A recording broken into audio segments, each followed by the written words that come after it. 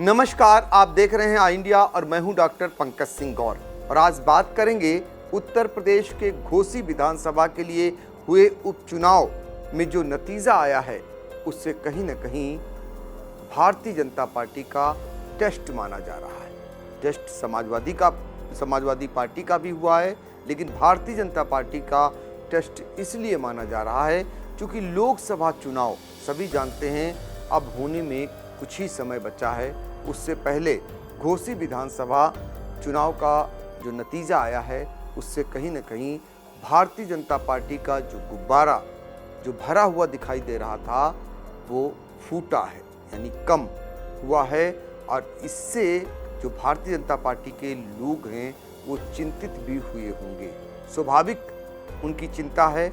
अगर अभी उन्होंने चिंता नहीं की तो निश्चित तौर पर आने वाले लोकसभा चुनाव में भाजपा के लिए अच्छा संदेश नहीं कहा जाएगा, क्योंकि सभी जानते हैं कि इस चुनाव में कि ओम प्रकाश राजभर, जिन्हें भारतीय जनता पार्टी ने फिर से पार्टी में शामिल किया, तब शामिल किया जब उत्तर प्रदेश के तमाम भारतीय जनता पार्टी के नेता नहीं चाहते थे कि ओम प्रकाश राजभर पार्टी में दोबारा शामिल हो। बड़बोड़े नेता के रूप में जिन्होंने बड़ी बड़ी बातें की और सबने देखा कि समाजवादी पार्टी में भी जब वो गए, बड़ी बड़ी बातें करके समाजवादी पार्टी को भारी नुकसान पहुंचाया और समाजवादी पार्टी ने समय रहते पहचान लिया।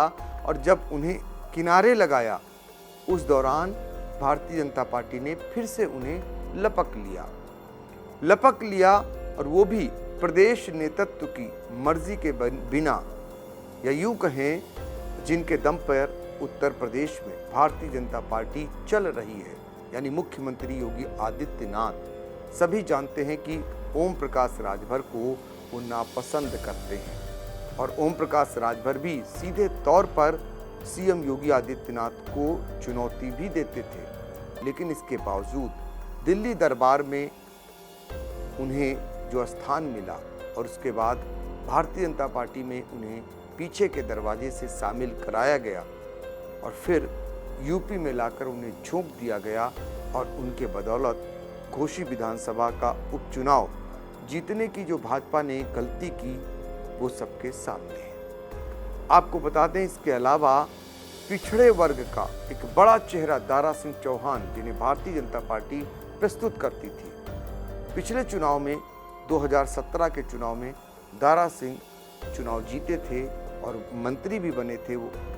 लेकिन उसके बाद समाजवादी पार्टी में वो चले गए और समाजवादी पार्टी में जाने के बाद उन्हें फिर से समाजवादी पार्टी में भी उनकी जीत हुई। इसी घोसी विधानसभा सीट से वो 22,000 मतों से जीते थे और वो यहाँ पर विधायक चुन लिए गए। लेकिन सत्ता सुख में वो इस कदर चूर थे कि विधायकी उन्हें रास नहीं आई।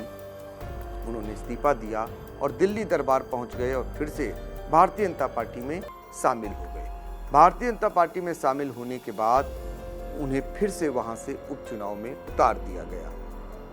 इतना जबरदस्त विरोध हुआ इस पिछड़े चेहरे का कि भारतीय जनता पार्टी के लोग भी उन्हें नापसंद करने लगे। फिर भी भारतीय जनता पार्टी को ये मलाल था, ये गुमान था, एक विश्वास था, या यूं कहें अभिमान था कि वो हर हाल में चुनाव को जीत लेगी।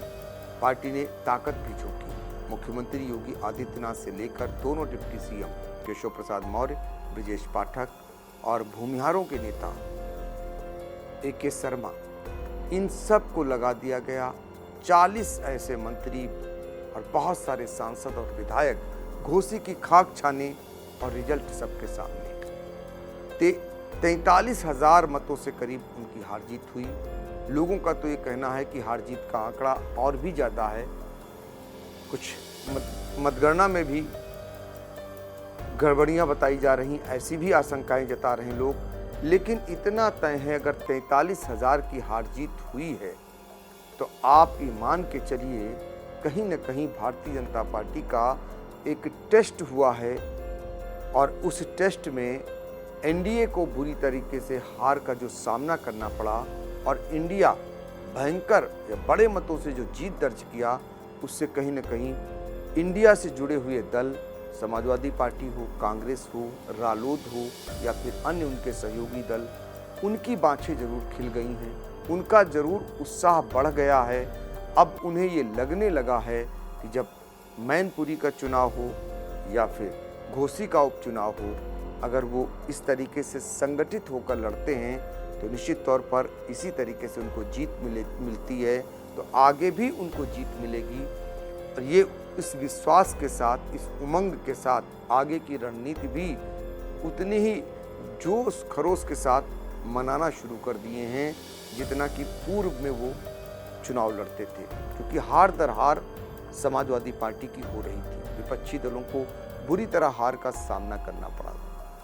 इस हार और जीत को जानने के लिए मायावती भी मैदान में तो नहीं आई थी, लेकिन वो कहीं न कहीं पवेलियन में बैठकर पूरे मैच को देखना चाह रही थी, आकलन करना चाह रही थी कि इस उपचुनाव में आखिर एनडीए का पलड़ा भारी होता है या फिर इंडिया का पलड़ा भारी होता है। इसको जानने के लिए उन्होंने एक चाल भी चली और ये अपने परंपरागत मतों से ये कहा कि आप लोग नोटा दबाइए अगर वोट डालने जाते हैं, और ज़्यादातर कोशिश करिए वोट ही न डालने जाइए। उन्होंने एक समान जानने की कोशिश की कि उनके मतों के अलावा देखते हैं कि कौन जीतता है। तो ये साबित हो गया उनके मत जो ज़्यादातर भारतीय जनता पार्टी को चले जाते थे वो कहीं ना कहीं रुके हैं नोटा के बदौलत, या यूं कहें इस बार भारतीय जनता पार्टी से ज़्यादा समाजवादी पार्टी को भी वो मत गए हैं, तभी ये रिजल्ट भी आया है, इतनी बम्पर जीत हुई है। यही नहीं, चर्चाएं ये भी हैं कि जो परंपरागत वोट था भारतीय जनता पार्टी का, या यूं कहिए जिस पर भारतीय जनता पार्टी अपना अधिकार जताती थी, संजय निषाद वाला वोट कहें या ओम प्रकाश राजभर वाला वोट कहें या फिर खुद जो दारा सिंह चौहान वाला वोट है उसको कहें, वो सारा वोट खिसक गया। यही नहीं, जो क्षत्रिय मतदाता थे, जो अपर कास्ट के मतदाता थे, ब्राह्मण, बनिया, ये भी ज़्यादातर वोट समाजवादी पार्टी को चला जाना बताया जा रहा है। ये कहीं ना कहीं भारतीय जनता पार्टी के लिए सोचने की बात है कि सारी ताकत लगाने के बाद 40 स्टार प्रचारक भारतीय जनता पार्टी ने यहाँ उतारे थे, जबकि समाजवादी पार्टी के 13 स्टार प्रचारक थे। इस टेस्ट में समाजवादी पार्टी के शिवपाल यादव का कद बढ़ा है, क्योंकि शिवपाल यादव जिन्होंने मैनपुरी में भी पूरी ताकत झोंकी थी और वहाँ जो बम्पर जीत डिम्पल यादव की हुई, उसके पीछे शिवपाल यादव का बड़ा रोल माना गया था। और फिर एक बार शिवपाल यादव को घोसी विधानसभा चुनाव का जो जीत का सेहरा है वो उनके सिर बंध रहा है। और ये माना जा रहा है कि जिस तरीके से मुलायम सिंह यादव समाजवादी पार्टी चुनाव का प्रबंधन सौंपते थे और समाजवादी पार्टी को जीत होती थी, वैसे ही अब अखिलेश यादव ने भी शिवपाल यादव के भरोसे बहुत सारा प्रबंधन छोड़ दिया है। और अब आने वाले चुनाव में जिनके लिए तमाम दुष्प्रचार किया गया, बड़बोले नेता ओम प्रकाश राजभर ने तो यहाँ तक कह दिया कि जो है शिवपाल यादव भारतीय जनता पार्टी में कभी भी आ सकते हैं। लेकिन शिवपाल यादव ने साबित कर दिया कि उनका प्रबंधन इतना कारगर है कि मैनपुरी ही नहीं, घोसी में भी वो चुनाव जीत लेंगे और जीत कर उन्होंने दिखा दिया।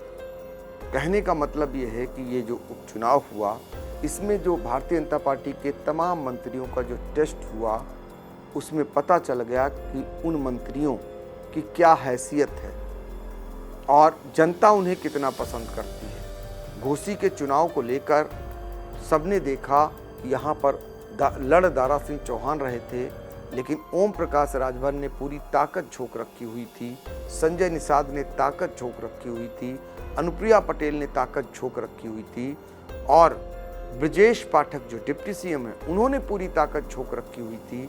इसके अलावा AK शर्मा जो भूमिहार नेता हैं उन्होंने पूरी ताकत झोंक रखी थी। खुद मुख्यमंत्री योगी आदित्यनाथ भी यहाँ पर प्रचार करने पहुँचे हुए थे।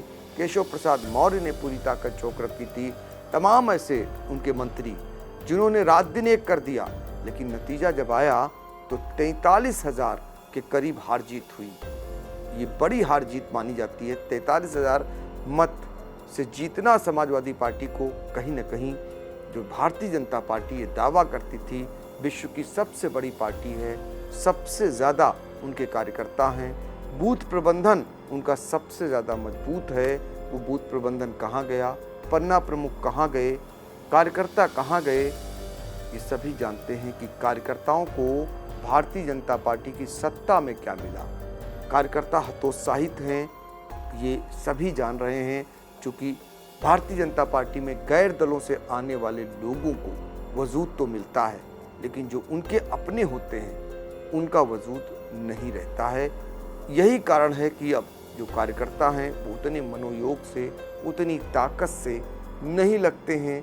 फिर भारतीय जनता पार्टी जिन मुद्दों को लेकर चुनाव लड़ती है, अब सत्ता में है, दूसरी बार केंद्र में उसकी सरकार, दूसरी बार प्रदेश में उसकी सरकार, और हिंदू मुस्लिम या अन्य विवादों को लेकर अब ये लोगों को रास नहीं आता है। आप विवाद भी ऐसे उठाते हैं जिनसे जन सरोकारों से मतलब नहीं। दूसरी बात, विकास को लेकर भी जनता की जो अपेक्षाएं थी उस पर खरा नहीं उतरते हैं। तीसरी बात कि जो दल बदलू नेता हैं उनको आप गले लगा लेते हैं, उनको आप बड़ा ओहदा दे देते हैं। अब वो चेहरे भी लोगों को पसंद नहीं। ये उपचुनाव की टेस्ट में साबित हो गया है। तभी तो दल बदलू में महारत हासिल कर चुके दारा सिंह चौहान को फिर से भारतीय जनता पार्टी ने ले लिया, और इस नियत से लिया कि इस बार ये विधायक का चुनाव जीत कर आएंगे तो इन्हें फिर से मंत्री बना देंगे। लेकिन ये जानने की कोशिश नहीं की कि जब दारा सिंह चौहान को इसी विधानसभा सीट से जनता ने चुना था और वो मंत्री बने थे, वन मंत्री थे, तो उन्होंने क्षेत्र के लिए क्या किया। और जब मंत्री बने, मौका आया, तो उन्होंने भारतीय जनता पार्टी को लात मारकर साइकिल पर सवार हो लिया, और फिर साइकिल से उतरकर फिर भारतीय जनता पार्टी ने उन्हें गले लगा लिया। तो अब भारतीय जनता पार्टी में ये जो टेस्ट हुआ है, भारतीय जनता पार्टी को सोचना होगा कि जो दल बदलू नेता जिन्हें रातों रात लाकर वो प्रोजेक्ट कर देती थी और ये मान बैठती थी कि जनता से जो वो कहेगी, बड़े बड़े प्रचार कर, बड़ी बड़ी सभाएं कर, बड़े बड़े दावे कर, वो जो थोप देगी उसे जनता अपना लेगी। तो फिलहाल इस घोसी विधानसभा के उपचुनाव ने ये साबित कर दिया कि अब वो ऐसा करने वाली नहीं है। सरकार को अब धरातल पर काम करना होगा, मूलभूत सुविधाओं का ध्यान देना होगा, कर्मचारियों के हित की बात करनी होगी, नौजवान के रोजगार की बात करनी होगी, और साथ ही व्यापारियों के हित को भी देखना होगा, और महंगाई पर भी नियंत्रण पाना होगा। क्योंकि ये 43,000 का जो गैप है, ये अपने आप में बड़ा सवाल खड़ा कर रहा है, और ये अभी यदि इस पर भारतीय जनता पार्टी ने नहीं सोचा तो निश्चित तौर पर आने वाले चुनाव में भी भारतीय जनता पार्टी को जनता ऐसे ही सबक सिखा सकती है।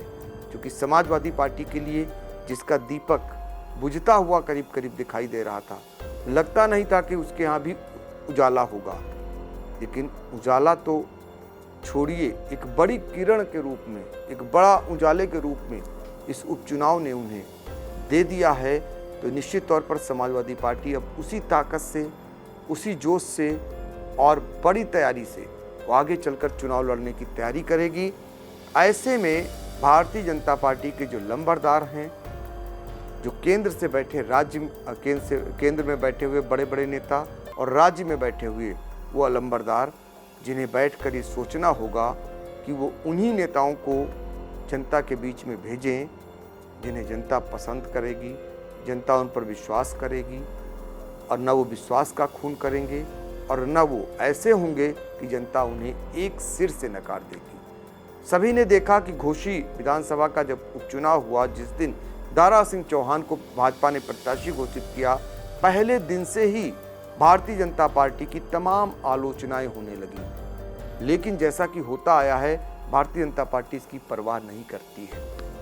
उसको ये अभिमान रहता है कि उनकी अपनी फौज, उनकी अपनी व्यवस्था, उनकी अपनी सरकार उन्हें जिता ही लेगी।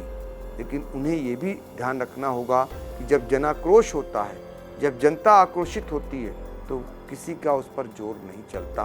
पूर्व के चुनाव को भी सबने देखा, इंदिरा गांधी को इसी जनता ने हरा दिया और जयनारायण को जिताने का काम किया। ऐसे ही राहुल गांधी को ले लें, राहुल गांधी को जनता ने हरा दिया, जो कांग्रेस का गढ़ हुआ करता था, और वहां से स्मृति ईरानी को जिताने का काम किया।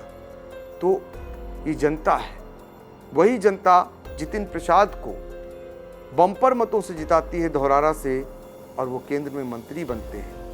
लेकिन अगली बार वही जनता जमानत भी जब्त करा देती है। तो ये जनता है, इसलिए जनता का हित सर्वोपरि है। और फिर कार्यकर्ता जिनके दम पर चुनाव लड़ते हैं आप, उनसे कोई मतलब नहीं रहता। उन्हें सिर्फ सारे पुरानी बातों को छोड़कर चुनाव में लग जाने को कह दिया जाता है। उनके सुख दुख को जिम्मेदार जानते नहीं हैं।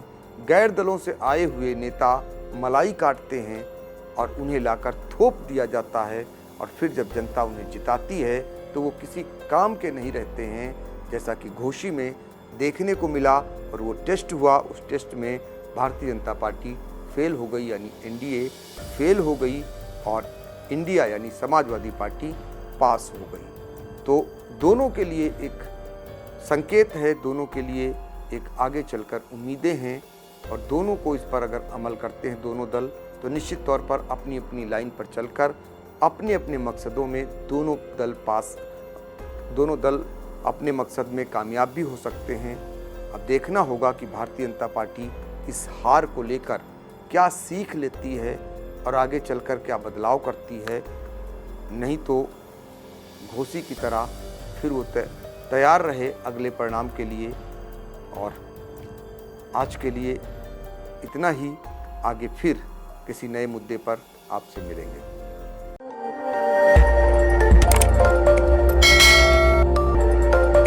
खबर आपकी, नजर हमारी। देखते रहिए आई इंडिया।